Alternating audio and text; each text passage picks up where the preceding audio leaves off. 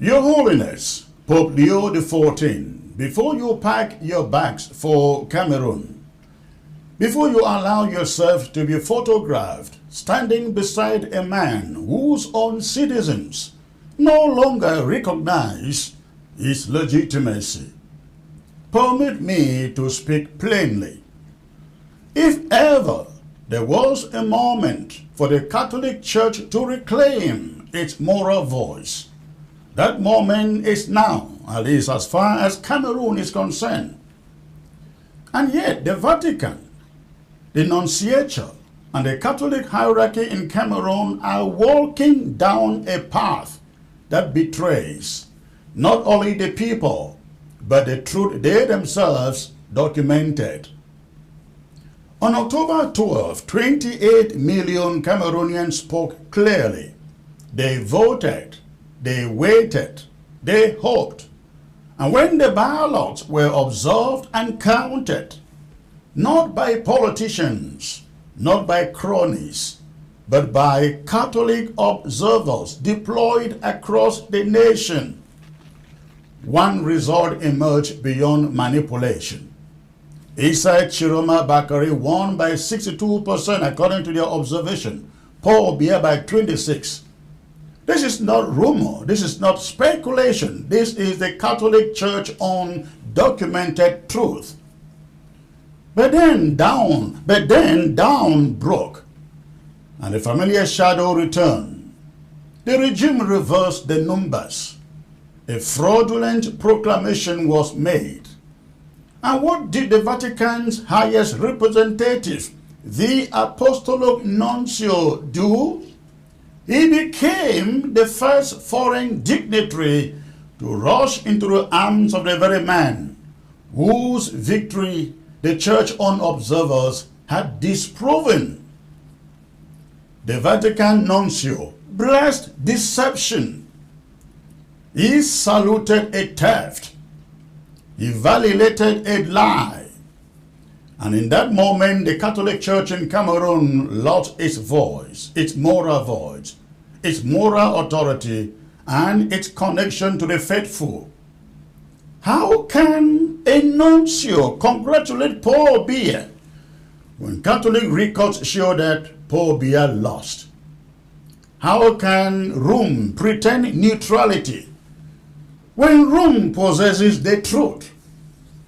How can the Catholic Church proclaim Vox Populi, Vox Dei, the voice of the people is the voice of God, yet refuse to hear that voice when it comes from Cameroonians?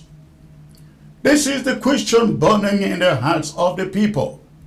This is the frustration that spills into the streets, into the parish halls, into whispered conversations during Mass, and into the viral video from Bamenda, where a congregation, upon hearing the nuncio refer to Paul Biya as president, erupted not into applause, but into jeers.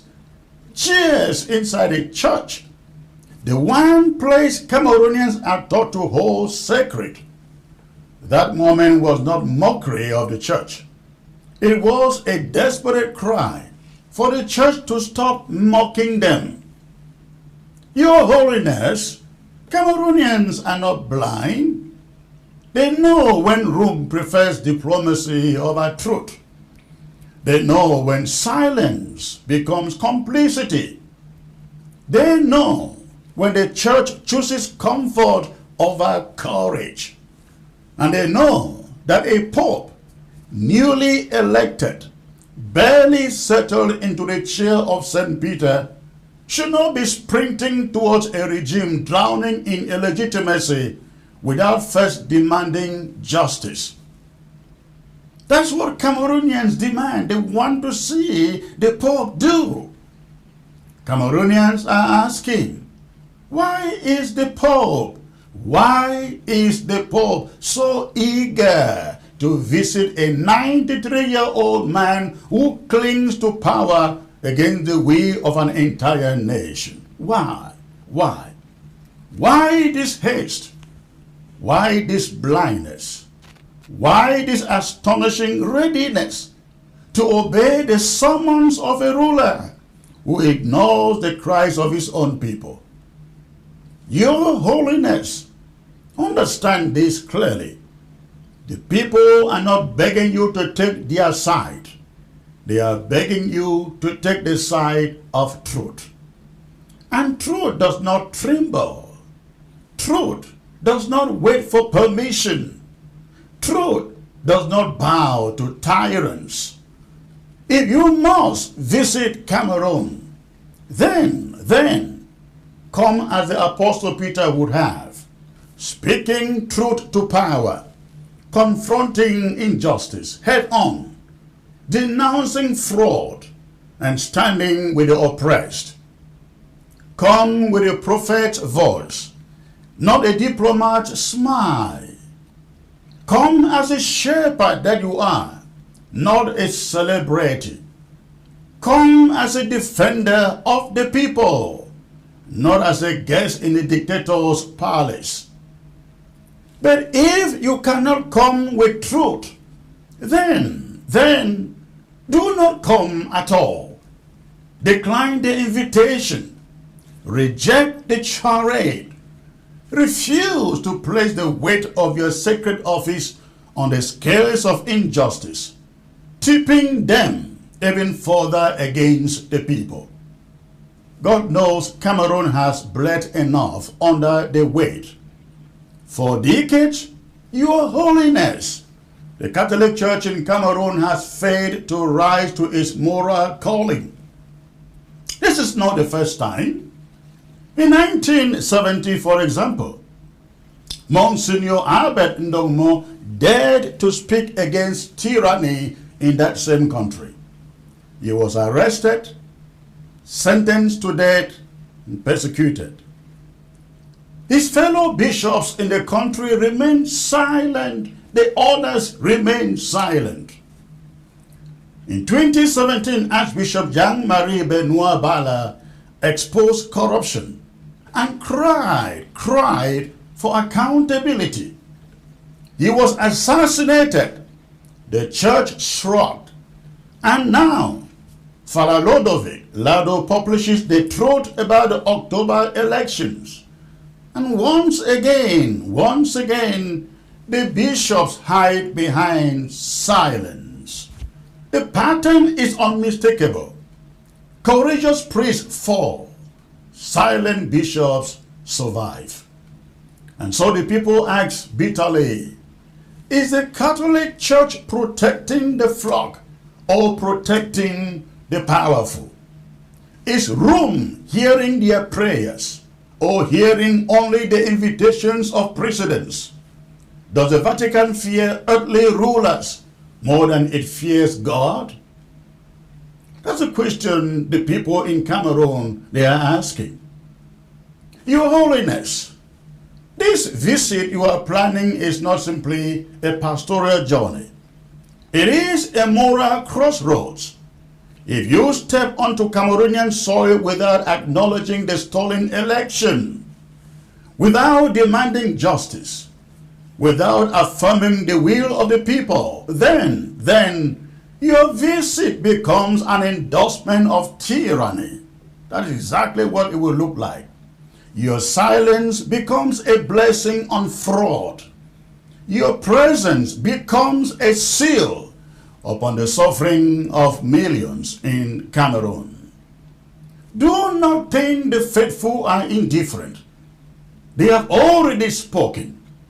When lies from the pulpit provoke outrage instead of reverence, that is a sign God himself places before the church. What does the Lord require of you? The scripture asks, to act justly, to love mercy, and to walk humbly with your God. How then can the Catholic Church in Cameroon preach justice while kneeling before injustice? How can it call for mercy while ignoring the suffering of the people? How can it claim humility while dining dining comfortably with power. Look at Cameroon. Look at Cameroon. Your Holiness, look beyond the gilded reception awaiting you. Look beyond the red carpet and rehearse choruses. Look to the people, broken, ignored, beaten, tear gas for demanding that their votes matter. Look to the mothers whose children were shot in the street for defending their own dignity. Look to the young men rotting in prisons for daring to say out loud what the church honor observers wrote in black and white. The truth is simple. The people voted for Issa Chiroma Bakari. The regime flipped the results, and the Catholic Church, through its silence, is helping bury that truth. Your Holiness, I am not asking you to free Cameroon, not at all. And no Cameroonian is asking you to free them. Cameroonians instead are already doing that. They are already doing that by themselves. I'm only asking that the church stop helping the chains tighten. If you must visit Cameroon, then visit with truth on your lips. Visit declaring openly what the church observed on October 12, 2025. Come insisting that the will of the people be respected. Come reminding the regime in Yaoundé that God is not mocked. Or do not come if you can't speak this boldly. Because a pope who comes to bless a lie wounds not only a nation, but the global church itself. And history will remember, one way or another, where you stood when a people cried out for justice. Your Holiness, the voice of the people has spoken. Now the question is simple. Will your church listen? Will you listen? Will Rome choose truth over diplomacy? Will the Pope stand with the people or with the palace? The world is watching. Cameroon is watching. And heaven too is watching.